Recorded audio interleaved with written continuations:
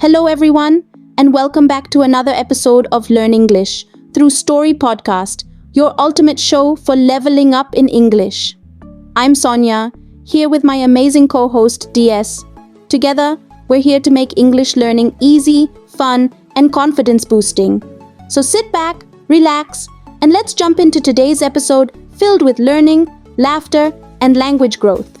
All right, everyone get ready, because today we are diving deep into Beauty and the Beast. Ooh, fun. Yeah, but not just like the Disney version, Right. We're talking original source material, and it gets kind of crazy. It's really interesting when you start to see all the different versions of this story. Yeah. And how they kind of play with similar themes, but, have their own unique flavor. Exactly, and that's what we're going to be looking at today. Yes. We have excerpts from a bunch of different versions of Beauty and the Beast, and we are going to unpack how the story changes across all of these different texts, and what those changes tell us about what the story's really about. Okay. Deeper than the magic and the romance. Yeah. All that stuff. I am excited. And I'm telling you, some of these details are, they're pretty wild. Wild. Like in some versions, Beauty has a whole bunch of siblings. Oh, wow. Yeah. So that's not even, the Disney 2 stepsisters. Interesting. It's a whole situation. I like it. And the Beast's temper tantrums. Oh, yeah. Let's just say he's not the only one in this story Okay. with a temper. That's a great place to start, actually. Okay. The family dynamics in Beauty and the Beast are really fascinating, particularly when you look at Beauty's role in her own family. Yeah. You've got, her sisters Right. who are basically just the mean girls of the fairy tale world. Totally. Like obsessed with money and... Yeah, Rosalind and Hortensia, I think. Yes. Right? I think those are... Always trying to snag a rich husband. Yeah, exactly. Yeah. And then you've got Booty. Right. Who's just so kind and selfless and always trying to help everyone. Right. And you can kind of see how she ends up connecting with the Beast on a deeper level than her sisters ever could because of this. Well, and that contrast really comes through in how they all react to the Beast and all of his demands. Yeah. When Beauty's father goes to the market, she just asks for a rose. Yeah. Like, that's it. The single rose. That's all she wants. Just one rose. It's so simple. And then when he gets in trouble for it, she's willing to sacrifice her own freedom to save him. To save her dad. Yeah. Yeah, and it's just such a powerful statement about who she is. It is. And it kind of raises a question for me. Is Beauty too good? Oh. Interesting. Is her selflessness even believable, or is it just kind of like a fairy tale ideal? I mean, that's a really great point. Most of us would probably at least hesitate. Right. Before we said, yes, I'll go live with this monster. Yeah, even to save our dad. Yeah, exactly. But I think that's part of what makes the story so enduring. Yeah. It gives us this kind of hope for goodness in the world, and it reminds us how powerful compassion can be. Yes. Even when we're afraid. Okay, well, speaking of being afraid. All right. Let's talk about the Beast. Oh, boy. Talk about a complex character. Oh, yeah.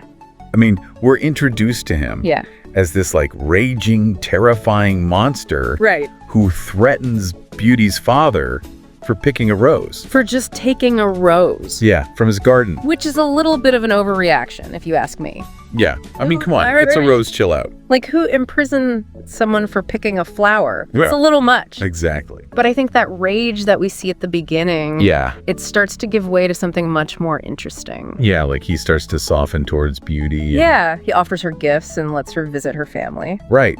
He gives her all the books she wants. Right. And he's even sad when she thinks about leaving. Yeah. Yeah, like genuinely sad. And then there are the marriage proposals. Oh, yeah. Like, he asks her to marry him over and over again. Right. Even though she keeps saying no. Yeah. It says a lot about him. It does. Like, here's this scary beast. Yeah. And he's humbling himself, asking for love. It makes you wonder why he chooses marriage as the way to express how he feels. That's a good question. Is it like a cultural thing? Yeah. Is he desperate? Or is he just really bad at expressing his emotions? Yeah, maybe. It's really interesting. It is, and it's a detail you could easily miss. Right. But when you stop and think about it, it tells you so much about the beast. Yeah, and his journey. And it also highlights totally that tension between how he looks on the outside and what he really wants deep down. Yeah. He might look like a monster, but inside he just wants to connect with somebody and feel loved. Just like anyone else. Yeah, exactly. Just like us. Yeah. And that brings us to the magic. Okay. Which is like a huge part of this story. Yeah, I mean, you've got the enchanted castle and the magic mirror that lets Beauty see her family. Yeah, the mirror. And the ring that takes her home. Like fairy tale FaceTime? It is like fairy tale FaceTime. Yeah. But with all this magic, it makes you think, does it make the beast's transformation less meaningful? Oh, interesting. Because it's a fairy doing it. Right. You know, like, is he really changing? Yeah. Or is he just following some plan that the fairy laid out? It's a great question, and it kind of gets at the heart of what this story might be trying to say about free will and change. Well, yeah, and like what it even means to change. Yeah. You know? Yeah, it's like the fairy saying, here's your chance, beast. Now it's up to you to actually make some good choices. And speaking of choices. Yeah. Let's talk about Beauty's sisters for a second. Okay. Are they just straight up villains? Oh. Or is there something more to their story? Yeah. Like some depth? This is where it gets really interesting when you start comparing all the different versions. Yeah. Because in some of them, the sisters are just like totally evil. Right. Just driven by jealousy and greed. But in others, you kind of get a glimpse of like why they are the way they are. Like their insecurities and stuff? Yeah, and their vulnerabilities. Yeah, like maybe they grew up in a world where being beautiful was the most important thing. Right. And the only way to have a good life was to marry a rich guy. Exactly. Yeah. And if that's the case, then, you know, being mean to Beauty is less about them just being mean and more about them trying to survive in a world that's telling them that they need to be a certain way. Yeah, like they're competing with each other for these resources to have a good life. It makes their fate a little more tragic, too. Oh, yeah. You know, being turned into statues. It's like they got trapped by not being able to see beyond how people look. Yeah, that's a good point. Like they're literally and figuratively trapped. By their own shallowness. Yeah. Yeah. And it just goes to show that, you know, real happiness isn't about what other people think of you. It's about connection and self-acceptance. Right, about liking yourself. Exactly. Yeah. And it's really important to think about those messages that society sends us. Yes. And how they might limit our ability to see what's really valuable in ourselves and in other people. Okay, so we've got the beast. Yeah. Who's trying to deal with all this stuff inside. And Beauty, who's like the ultimate good girl. Right. And the sisters who are trapped by their own superficial desires. Yep. But let's not forget what this story is really about at its core. Okay. The romance. The romance. It's not your typical love at first sight fairy tale. Oh, no, not at all. It's much more complex. It develops slowly over time, and it's surrounded by all these challenges, you know? There's fear and uncertainty. Yes. And let's be honest, it's probably kind of awkward. It's super awkward, I bet. Imagine having dinner with a beast every night. I mean, yeah, that would take some getting used to. It would. But I think that's what makes it so interesting. It's not about just falling head over heels right away or magic fixing everything. Yeah. It's about two people learning to see past their first impressions. And appreciate each other for who they really are. Yeah. Yeah. And it's about all those little moments they share. Totally. Like those walks in the garden. Yes. The conversations over dinner. Just those little moments where they let their guard down. Yeah, it all helps build a connection that's way deeper than just what you see on the surface. Makes me wonder if the beast would have changed. The same way if he had fallen for one of Beauty's sisters. Oh, interesting. You know what I mean? Yeah. Like someone who only cared about his money or his power. Right. And not who he really was on the inside. That's a really good question. And I think it kind of shows how powerful love can be, but not just any kind of love.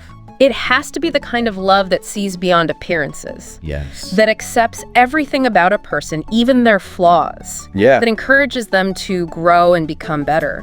Yeah, and it's not just the beast who changes in this story. Right. Beauty grows, too. Yeah. Like, she starts out innocent and maybe a little naive, but then she faces all these challenges and she learns to stand up for herself. Yeah, she learns to challenge the beast. Yes. When he's wrong. Yeah, and to trust her gut. Exactly. Her journey is just as important as the beast's. It reminds us that love isn't about losing yourself. Right. It's about becoming a stronger, more real version of you. Okay, and there's also this element of forgiveness. Oh, yeah. In the story. Big time. Like both Beauty and the Beast have to learn to forgive. Yeah. Not just each other, but themselves too. Yeah. The Beast has to forgive himself for all the rage and the things he's done in the past. Right. And Beauty has to forgive him for being cruel to her at the beginning and scaring her. Forgiveness is so important in this story. Yeah. It's what lets them break down all the walls they've built up and really connect. Yeah, it's like that saying about holding on to anger being like drinking poison and expecting the other person to die. Right. Forgiveness is about letting go of the resentment so you can be free. And that's where this story really hits home for people. Yeah. You know, we've all had trouble forgiving someone or ourselves. Yeah. And we've all felt that struggle to accept who we are. Yeah. And we're all looking for love in places we might not expect. Yeah. And the story reminds us that even when things feel impossible, there's always that chance for change, to fix things, and to find that happy ending. To have that happy ending. Yeah. Yeah, it really is a powerful message. And you see it in so many other fairy tales, but Beauty and the Beast just has a way of putting it all together. It does. It really brings together all those ideas about true love and forgiveness. But it also goes deeper and says, hey, everyone has value. Yes. No matter what they look like. For what they've done in the past. And it makes you think about your own life too. Right? Like, are we judging people? Yeah, are we being too quick to judge? Based on how they look or how much money they have or what they did a long time ago? It's a story that really makes you look inside yourself. It does. Even while you're enjoying the romance and the magic. Yeah. And, you know, speaking of magic, I think it's interesting how the story shows us what happens to the Beast. Right. And then compares it to what happens to Beauty's sisters. Yeah, because the Beast changes because of love. And because he starts to understand himself, he breaks free from the curse that made him a monster. Right, but the sisters are so focused on shallow things that they end up literally turned to stone. It's like a warning. It is. Hidden inside the story, saying that real change has to come from within. You can't force someone to change. Nope. Even with magic. They have to choose it. They have to want to be better. Exactly. And that choice is hard. It is. It means facing your flaws, letting go of bad habits. And believing that you can be more than you are now. Right. So if we had to sum up this whole deep dive for our listeners, what would you say are the key takeaways? I think the biggest one is don't judge a book by its cover. Yeah. Beauty and the Beast reminds us that there's always more to the story. Yeah, it's like that Maya Angelou quote, when someone shows you who they are, believe them the first time. Yes, but this story also tells us that people can change. Yeah. Even the people who seem like monsters at first. And love can help them change. Absolutely, and not just romantic love. Right. Love between family, even the love we have for ourselves. So well said. It's a reminder that love can really make a difference in the world. Yeah. It can break down walls and heal old wounds and make us want to be better people. And as we finish up this deep dive, it makes me wonder if love can break curses, like in the story. What other kinds of bad things can it help us overcome in our own lives? That is such a great question to leave our listeners with. I hope so. What beliefs are we holding on to that are holding us back? Yeah. What bad habits are we repeating? What are we afraid of? Are we letting fear stop us from being who we really are? It's like the magic of Beauty and the Beast isn't just in a fairy tale. It's inside all of us. Waiting for us to let it out. And we can do that with love and compassion. Yes, and by being brave enough to change. Well, thank you for joining us on this journey into Beauty and the Beast. Yes, thank you all for listening. I hope you enjoyed exploring this amazing story with us. And until next time, keep diving deep, keep asking questions, and keep believing in the power of stories. Because stories can really change our lives. They can. And we'll see you next time. And that's a wrap for today's episode. Thanks for joining us on Language Connect. Keep practicing, stay confident, and remember, every word takes you closer to fluency. Until next time, keep learning and connecting. Goodbye, everyone.